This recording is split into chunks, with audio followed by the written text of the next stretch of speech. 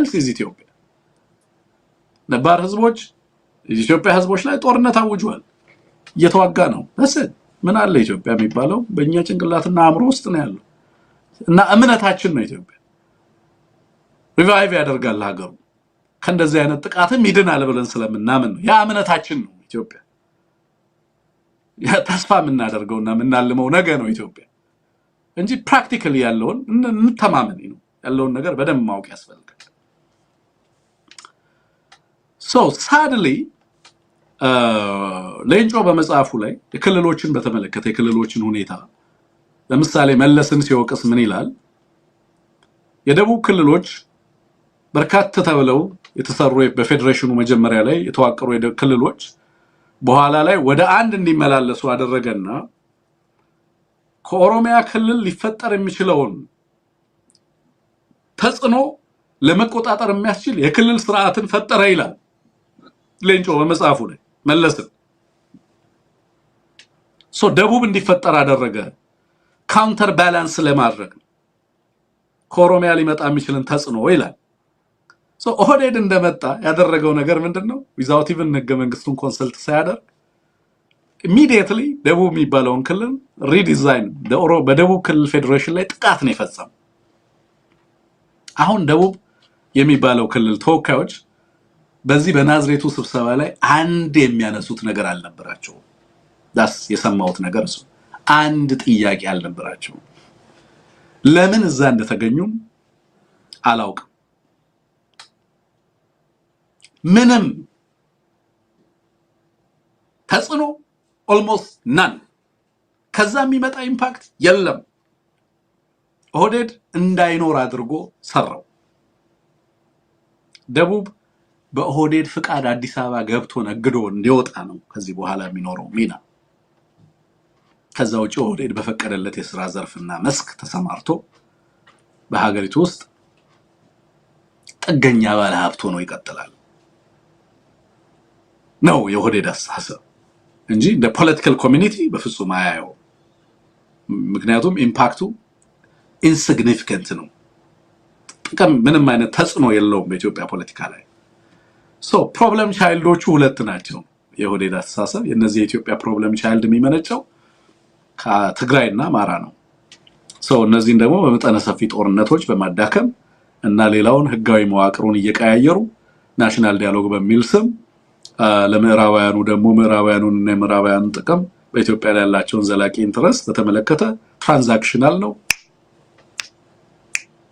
እየሸጠ ነው ከዛ ያንን ጦርነትና ፓወር ኮንሶሊዴት ለማድረግ ይጠቀምበታል in the meantime በዚህ ሂደት ውስጥ ተባባሪ የሆኑ ልሂቃን አሉ የአማራ ተወካይ የሚባሉ የሶማሌ ተወካይ የሚባሉ የትግራይ ተወካይ የሚባሉ ምናምን ልሂቃኖች ደግሞ አሉ ፓራሊ ማለት ነው ሶ ይሄን እያደረገ ነው ያለው ኦህዴድ እና እንዳልኩት የኢትዮጵያ ተስፋ የኢትዮጵያ ነገ በመንድነው የሚወሰነው በኢትዮጵያ ህዝባዊ ትግል ነው የኢትዮጵያ ህዝቦች በሚያደርጉት የጋራ ትግል ነው ይሄንን ያደርጋል ኦህዴድ ግን ያሸንፋል ማለት ነው ወይ ነው ሰላሙን ያመጣዋል አያመጣውም ከየት ያመጣዋል ሰላም ኪስ ውስጥ የለም አዲስ አበባን በተመለከተ ምናምን ከአዲስ አበባ ተነስቶ ይሄንን ሬዚስት አድርጎ ህዝቡ በፍጹም በእነዚህ አይነት አስተዳደር ውስጥ አንገባም ብሎ የራሱ የፖለቲካ እንትን ኖሮት ይሄንን ለማስቆም ጥረት ያደርጋል ነው እንደዚህ አይነት ነገር የለም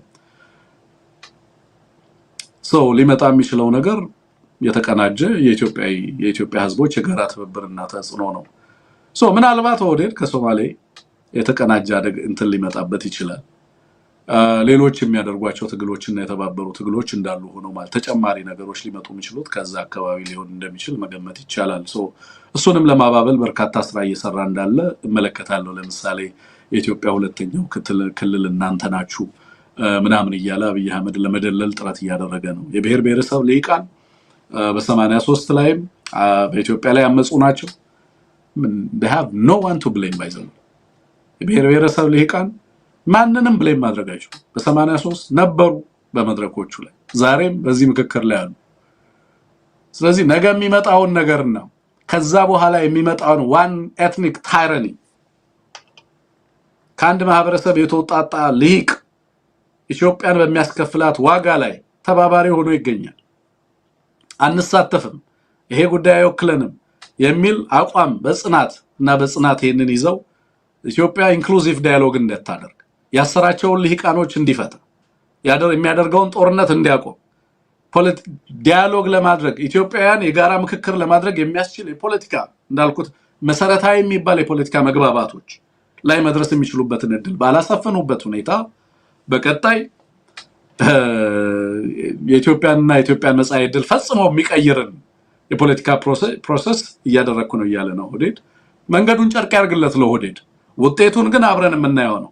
እኔም እንዳንድ ወጣት የኢትዮጵያን ዕጣ ፈንታና ኢትዮጵያ ውስጥ የሚመጣውን ነገር ዛሬ ፕሮግራም ሰርተናል እያልን ያለነው ይሄ ሂደት ለኢትዮጵያ ሰላም ያመጣል። ይሄ ሂደት ብልጽግናን አገርን ብቻ ሳይሆን ብልጽግናንም አስቀድሞ ያፈርሰዋል እያልኩ ነው። የብልጽግና ሂደትና ብልጽግናን በተመለከተ ለአማራ ተወካዮች ወይንም እዛ ያላችሁ ለብልጽግና የገበራችሁ ሰዎች መልእክት አለኝ። ታሪክ መስራት ከፈለጋችሁ this is the time። ይሄ በጣም ክሪቲካል ታይም። የአማራ ህዝብ በተደራጀ መንገድ ለእናንተ ጥሪ ላይ ቀርብ የሚችልበት ሂደት እንዳለ በተደጋጋሚ ስንሰማ ተመልክቻለሁ። በተለይ በአማራ ፋኖ ብሔራዊ ንቅናቄ በኩል በርካታ ጥሪ ቀርቧል። ግን ጥሪውን አትሰሙም አውቃለሁ። ግን አንድ ነገር ላሳያችሁ። ይሄ በጣም በጣም ትልቅ እድል ነው። ትናንት የምታውቁት አማራ አይደለም ዛሬ ያለው። ትናንት እናንተ በሽግግር ጊዜ ኃይለ ማርያም ስልጣን ለቆ እና አብይ ስልጣን ላይ ሲመጡ you were not organized። አቅም አልነበራችሁ፣ አልተደራጃችሁ፣ አማራዎችም አልነበራችሁ። ዛሬም አማራ አይደላችሁ። ግን ከመሆን ከፈለጋችሁ አማራ አብይ አህመድ ዛሬ ያለበት ሁኔታ ለውጥና የለውጥ ሂደቱ ሲጀምር የነበረበት ሂደት ላይ አይደለም ያለው። መታገል ካል የምትፈልጉ ከሆነ አድማ በተናና ሚሊሻውን ይዛችሁ ከአማራ ህዝብ ጋር ቆሙ። በኢትዮጵያ ውስጥ ጄኒውን ለውጥ እንዲመጣ የሚያስችልበትን እድል ለመፍጠር ከፈለጋችሁ ከአማራ ህዝብ ጋር ተቀላቀሉ እና ከአማራ ህዝብ ጋር ቆሙ። ይሄ 83 አይደለም፣ ይሄ 2010 አይደለም። የተለየ አውድ ነው። ይሄንን ብታደርጉ ኮምፕሊትሊ ኦህዴድን እና የኦህዴድን አቅም ሙሉ አቅሙን ከእጁ ማውጣት ይቻላል። የእናንተ ውሳኔ ከአማራ ህዝብ ጋር ለመቆም ብትወስኑ የሚያስከፍላችሁ ዋጋ ብዙ አይደለም። ምክንያቱም እናንተ ናችሁ ምርኩዝ ሆናችሁ ኦህዴድ እዚህ ድረስ እንዲቀጥል ያደረገው። የሰጣችሁ ምንም ነገር የለም። ወልቃይትን አይሰጣችሁም። አዲስ አበባ ላይ ሳይኖራችሁም ወልቃይትን የማይሰጣችሁ ቢኮዝ አያዋጣውም። ፖለቲካሊ ተናግሬያለሁ። ፖለቲካ ዝም ብሎ በመስጠትና በመቀበል ምናምን የደነዞች እንትን አይደል። ፖለቲካ ማትስ ነው። ወልቃይትን አብይ አህመድ ቢሰጥ አበቃ፣ ለትግራይም ቢሰጥ አበቃ፣ ለአማራም ቢሰጥ ያበቃለታል። ስለዚህ አያደርገውም። ክልል እንሁን ብትሉ በማግስቱ ያጸድቅላችኋል። በማግስቱ ያጸድቅላችኋል። አማራ ጋር እንድትመጡ አይፈልግም፣ ትግራይ ጋር እንድትሄዱ አይፈልግም። ምክንያቱም ካርዱ ነው። አቅም አላችሁ። አብይ አህመድን ማሸነፍ ትችላላችሁ። አማራ ሆናችሁ ብትቆሙ አለቀ። አይቴልዩ። ምክንያቱም አቅም ተፈጥሯል ኦሬዲ። እድሜ ለአማራ ቆራጥ ልጆች፣ እድሜ ለታሪካዊ ተጋድሎ። እንደናንተ ሳይሆን እንደ አማራ ሆነና ሁሉ ነገር ዛሬ እዚህ ላይ መድረስ ተችሏል። ስለዚህ ከአማራ ህዝብ ጋር ቆሙ። እናንተ አዲስ አበባ ላይ ምንም ማድረግ አትችሉም። የምክክሩንም ውጤት ማስቆም አትችሉም። መስፍን አራያ የሚባለው ምንም ማድረግ አይችልም።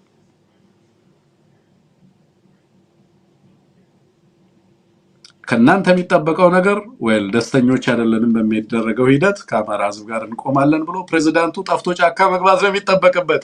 ቤተመንግስት ካለማ ምን እንደሚያደርገው ይታወቃል። ሌሎችም እንደዚሁ ግቡ፣ ወንድሞቻችሁ ጋር ወደ ትግል ገብተናል ብላችሁ አውጁ። ያንን ካደረጋችሁ በእርግጠኝነት ልንገራችሁ ኦህዴድ ምንም ካርድ የለም። ጀስት ድራማ ነው ያለው። ካርዶቹ እናንተ ናችሁ። ድንጋዮቹ መጥረቢያዎቹ እናንተ ናችሁ። እናንተን ይዞ ነው እየቀጠቀጠ ያለው፣ ክልል እያፈረሰ ያለው፣ ህዝብ እያፈረሰ ያለው።